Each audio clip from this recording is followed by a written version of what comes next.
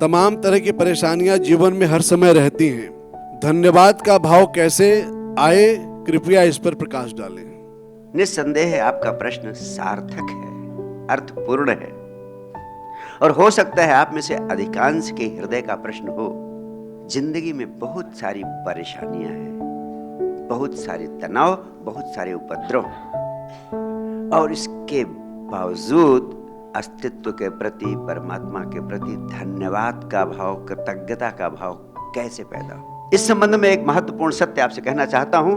मनुष्य के मन का स्वभाव भी है, और वो सिर्फ इतना है कि उसका ध्यान नकारात्मक चीजों पर, जिंदगी के कांटों पर ही हमेशा जाता है। सामान्य आदमी का, ये सामान्य आदमी की प्रवृत्ति है। आपके मुंह में 32 दांत हैं, लेकिन अगर एक दांत में थोड़ी सी पीड़ा होगी तो बार बार तुम्हारी जीभ वहीं जाती है। सामान्य मनुष्य की आदत पड़ गई है, उसका ध्यान हमेशा उसकी जिंदगी की शिकायतों पर, समस्याओं पर रहता है। और जो असाधारण संपदा, तमाम सारे वरदान आपको मिले हैं, उनकी तरफ आपका ध्यान जाता ही नहीं है। जिंदगी में फूल भी हैं, कांटे भी हैं। एक बात हमेशा मेरे अनुभव की याद रखना, अगर तुम्हारा ध्यान हमेशा कांटों पर रहता है तो अध्यात्म का विज्ञान कहता है कि तुम्हारी जिंदगी में जो थोड़े से फूल हैं वह भी कांटे बन जाएंगे, क्योंकि जिधर जिधर तुम्हारा ध्यान रहता है उन चीजों में निरंतर बढ़ोतरी होती है। जिस चीज पर ध्यान, उस चीज की बढ़ोतरी होगी। लेकिन अगर आपका ध्यान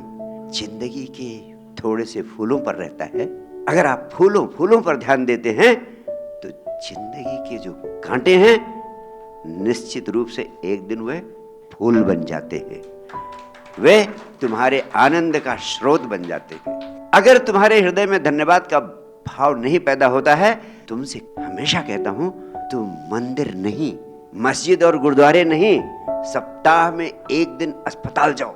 जब तुम अस्पताल जाओगे और देखोगे कि तुम्हारी छाती पर प्लास्टर नहीं बंधा है, तुम्हारे शरीर में किसी दूसरे शरीर का खून नली के द्वारा नहीं पहुंचाया जा रहा है, जब तुम पाओगे कि तुम्हारे गले में छेद करके लिक्विड जूस नहीं डाला जा रहा है, तो तुम्हारा हृदय धन्यवाद के भाव से परमात्मा के चरणों में झुक जाएगा और वहीं तुम्हारी प्रार्थना शुरू हो जाएगी। बहुत कुछ तुम्हें मिला है, इस बात की कोई विरासत नहीं थी तुम्हें कि आज तुम जिंदा होते, लेकिन आज तुम जिंदा हो और अपने गुरु की उपस्थिति में इस क्षण के आनंद में डूबे हो।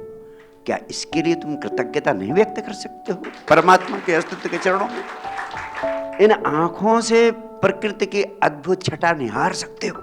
उन बेचारों से पूछो।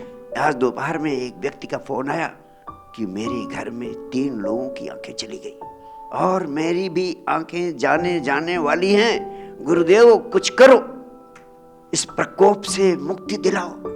आप सोचो, इन आंखों में रोशनी के लिए वो व्यक्ति तड़प रहा है।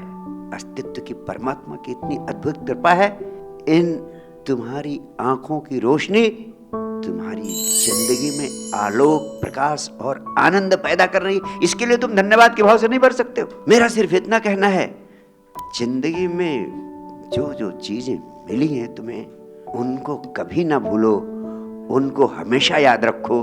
तो जो नहीं मिला है वो अपने आप तुम्हारे ऊपर बरसना शुरू हो जाएगा। Your gratitude is the greatest multiplier of things in life. अगर आप कृतज्ञता के भाव से होते हैं तो जिन जिन चीजों का स्मरण करते हैं जो अस्तित्व ने, परमात्मा ने तुम्हें दी ही हुई है, तो आपके जिंदगी में सुख समृद्धि की बाढ़ आती है। और जो व्यक्ति कृतज्ञता के भाव से भरना सीख लेता है, सच्चे अर्थों में उसी की जिंदगी में प्रार्थना का भाव पैदा होता है। वही सच्चे अर्थों में प्रार्थना की अवस्था को उपलब्ध होता है। सच्चे अर्थों में उसी की जिंदगी में प्रार्थना होती है। प्रार्थना के नाम पर हाथ जोड़ना, गिड़गिड़ाना और मांगना प्रार्थना नहीं है। प्रार्थना का अर्थ है धन्यवाद के भाव से भर जाना, कृतज्ञता के भाव से भर जाना। बहुत बहुत प्यार, बहुत बहुत आशीर्वाद।